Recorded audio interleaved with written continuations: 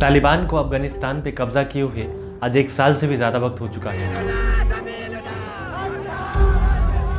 लोगों को यहाँ बेरहमी से मारा जा रहा है। इन 1 साल में अफगानिस्तान में रहने वाले लोगों के हालात बद से बदतर हो चुके हैं, खासकर महिलाओं के। तालिबान के आते ही सारे पोस्टर में महिलाओं के मुंह काले कर दिए गए हैं। महिलाओं के सभी राइट्स पर आज रेस्ट्रिक्शंस हैं। उन्हें जॉब से लेकर एजुकेशन तक सभी जगह बैन कर दिया गया है। अफगानिस्तान में आज खाने की चीज़ें महंगे होते जा रहे हैं। इस देश में आज आधी से ज़्यादा आबादी भूखा है और लोग इसके खिलाफ आवाज़ भी नहीं उठा सकते। कोई भी अगर यहाँ पीसफुली प्रोटेस्ट भी करना चाहे तो उस पर गोलियां चलाया जाता है। लेकिन सवाल आता है कि एक टेररिस्ट ग्रुप आखिर इतना पावरफुल कैसे बन गया? ऐसा क्या हुआ कि अफगानिस्तान में अमेरिका के होते हुए भी तालिबान कभी ख़त्म नहीं हुआ? आखिर कैसे शुरुआत हुआ इस तालिबान का? ये कहानी 1980s अफगानिस्तान की है। अगर आपको याद है तो ये उस दौर की बात है जब सोवियत यूनियन ने अफगानिस्तान पे हमला किया था। बेसिकली सोवियत अफगानिस्तान को अपने कंट्रोल में लेना चाहता था। उन दिनों दो बड़े सुपर पावर्स सोवियत यूनियन और अमेरिका के बीच ज़बरदस्त कोल्ड वॉर चल रहा था। सिर्फ अपना इन्फ्लुएंस और पावर बढ़ाने के लिए ये दो देश हमेशा लड़ते रहे। जहाँ जहाँ सोवियत पहुँचना चाहता था वहाँ यूएस पहुँच जाता था, और जहाँ यूएस पहुँचना चाहता था वहाँ सोवियत पहुँच जाता था। इसलिए जब सोवियत यूनियन अफगानिस्तान को कैप्चर करने में लगा था तो वहाँ अमेरिका भी कहाँ पीछे रहने वाला था।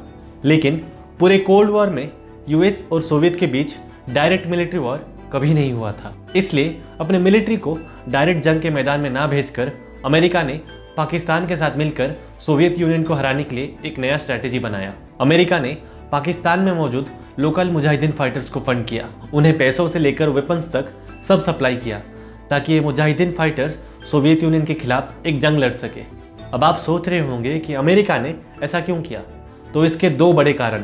पहला, अगर अमेरिका आर्मी भेजकर जंग शुरू करता है तो सोवियत और यूएस के बीच डायरेक्ट मिलिट्री वॉर शुरू हो जाता, जिससे वर्ल्ड वॉर 3 का खतरा बढ़ जाता। दूसरा, अगर अमेरिकन आर्मी जंग में मारे जाते तो गवर्नमेंट को अमेरिकन पब्लिक को जवाब देना पड़ता। लेकिन अगर यही चीज़ मुजाहिदीन फाइटर्स को फंड करके किया जाए तो भले कितने भी मुजाहिदीन फाइटर्स मारे जाए, किसी को कोई फर्क नहीं पड़ने वाला था। बस इसी वजह से अमेरिका ने मुजाहिदीन को फंड करता रहा। ये वॉर लंबे समय तक चला और फाइनली सोवियत ये जंग हार गए और अफगानिस्तान को छोड़कर चले गए।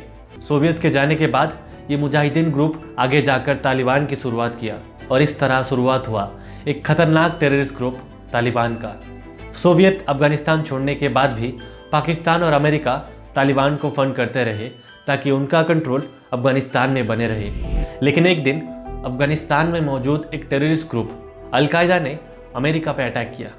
ये वही 9/11 अमेरिका के ट्विन टावर पर अटैक था, जिसे अमेरिकन इतिहास का सबसे खतरनाक अटैक माना जाता है।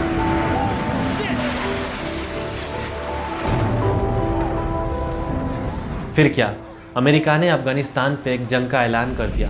On my orders, the United States military has begun strikes against Al-Qaeda terrorist training camps of the Taliban regime in Afghanistan. Afghanistan के बहुत से जगह पर अमेरिकन आर्मी ने एयर स्ट्राइक किया। ये जंग करीब 20 साल तक चलता रहा। लेकिन दुनिया का सबसे बड़ा मिलिट्री पावर होने के बाद भी अमेरिका तालिबान को ख़त्म नहीं कर पाए।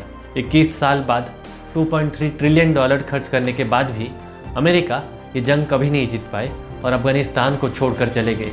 अमेरिका के जाते ही तालिबान ने अफगानिस्तान को अपने कंट्रोल में ले लिया और इस बार तालिबान बहुत खतरनाक हो चुका है। आज तालिबान के पास मिलिट्री वेपन्स से लेकर फाइटर हेलीकॉप्टर्स तक सब है। अब तालिबान सिर्फ एक टेररिस्ट ऑर्गेनाइजेशन नहीं है, बल्कि अब इनका एक खुद का गवर्नमेंट है जिसे सऊदी अरब, यूएई और पाकिस्तान एक रिकॉग्नाइज्ड गवर्नमेंट भी मानते हैं।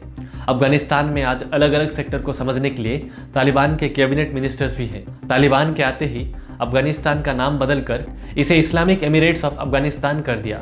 जिस दिन तालिबान ने अफगानिस्तान को अपने कंट्रोल में लिया, अमेरिका ने अफगानिस्तान पर सैंक्शंस लगा दिया और अफगानिस्तान के $9.5 बिलियन एसेट्स को फ्रीज कर दिया। अफगानिस्तान में 75% पैसा बाहर से आता था as a form of humanitarian aid, जो तालिबान के टेक ओवर करने के बाद बंद हो गए। साथ ही तालिबान के आने से अफगानिस्तान के मार्केट से 5 लाख जॉब रातों रात गायब हो गए, जिसके वजह से अब अफगानिस्तान में हालत दिन प्रतिदिन खराब होते जा रहा है।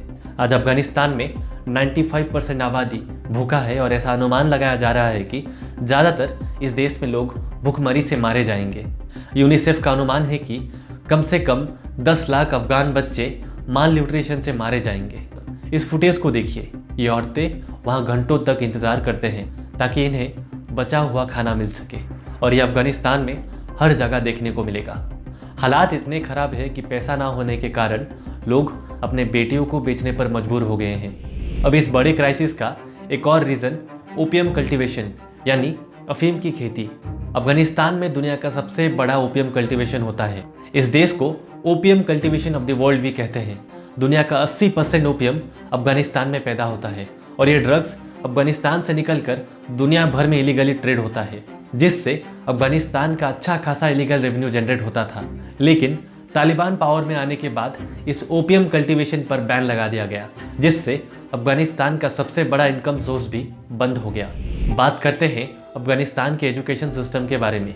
अफगानिस्तान के बॉयज़ एजुकेशन के बारे में अगर बात करें तो स्कूल में बच्चों को क्या पढ़ाया जा रहा है कुछ सही से कहा नहीं जा सकता वहाँ क्या चल रहा है, क्योंकि जब बच्चों से पूछा जाता है कि उन्हें बड़े होकर क्या बनना है और अगर लड़कियों की बात करें तो तालिबान के आते ही फीमेल एजुकेशन पर कम्प्लीटली बैन लगा दिया गया है। सिर्फ एजुकेशन ही नहीं बल्कि फीमेल्स को अफगानिस्तान में सभी जगह पर बैन कर दिया गया है। अफगानिस्तान के जुडिशियल सिस्टम यानी लॉ एंड ऑर्डर की अगर बात करें तो ज़्यादातर जुडिशियल सिस्टम में कॉन्स्टिट्यूशन होते हैं, वकील होते हैं, लॉ एंड ऑर्डर का एक सिस्टम होता है, लेकिन अफगानिस्तान में ऐसा कुछ नहीं है। तालिबान के आते ही अफगानिस्तान में शरिया लॉ लागू किया गया। शरिया लॉ इस्लाम का एक लीगल सिस्टम है जो होली बुक कुरान से डिराइव है। बेसिकली इसमें कौन सा जुर्म का क्या सज़ा होने वाला है सब डिस्क्राइब किया गया है। लेकिन अफगानिस्तान में फैसला सुनाने के लिए कोई क्वालिफाइड जज नहीं है, बल्कि वहाँ के लोकल तालिबान लीडर ही जज बनकर फैसला सुना देते हैं। वहाँ सज़ा बड़ा ही खतरनाक होता है, जैसे अगर कोई चोरी करता है तो उसका हाथ काट दिया जाता है, और अगर किसी का खून करता है तो उसे पब्लिकली एग्जीक्यूट कर दिया जाता है। शरिया लॉ बहुत से इस्लामिक कंट्रीज में इम्प्लीमेंट किया जाता है, लेकिन तालिबान शरिया के सबसे एक्सट्रीम वर्जन को इंटरप्रेट करता है, जहां लोगों के हाथ काटने से लेकर उन्हें खुलेआम एग्जीक्यूट करने की सज़ा भी शामिल है। रिसेंटली तालिबान के लीडर ने कहा है कि अब अफगानिस्तान में फुल स्केल शरिया लॉ को इम्प्लीमेंट किया जाने वाला है, और अब तालिबान के एक्सट्रीम शरिया लॉ इम्प्लीमेंट होने के बाद महिलाओं के लिए वहाँ जीना और भी ज़्यादा मुश्किल होने जा रहा है। मानो अफगानिस्तान में रहने वाले औरतें एक सज़ा भुगत रहे हैं। सज़ा इस बात की कि ये औरतें अफगानिस्तान में पैदा हुए हैं। तालिबान मानता है कि आदमी और औरत एक समान नहीं है, इसलिए वहाँ महिलाओं को अपना पक्ष रखने की आज़ादी नहीं है। ये है कहानी आज के अफगानिस्तान की, जो अमेरिका और पाकिस्तान के गंदे पॉलिटिक्स के वजह से आज एक टेरर हब बन चुका है। वीडियो आपको कैसी लगी मुझे कमेंट्स करके ज़रूर बताना, और इस टॉपिक पे मैंने अगर कुछ मिस किया है तो वो भी आप मुझे कमेंट्स करके ज़रूर बता सकते हैं।